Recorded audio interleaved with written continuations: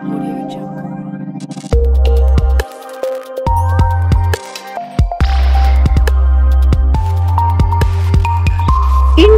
TV9 news Maharashtra. अल्पवयीन मुलीचा विनयभंग केल्याच्या आरोपावरून 5 जणांविरोधात टेंभुर्णी पोलीस ठाण्यात पॉक्सोसह विविध कलमान्वये गुन्हा दाखल करण्यात आला आहे। ही घटना मे 2025 ते 7 नोव्हेंबर 2025 या कालावधीत घडली।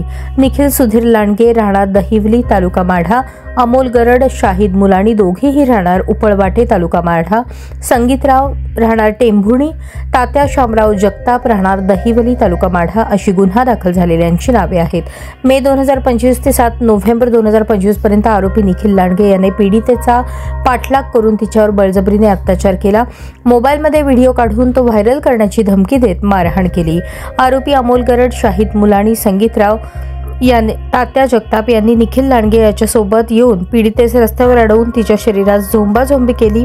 अधिक तपास सहाय्यक पोलीस अधीक्षक अंजना कृष्णा VS या करत आहेत।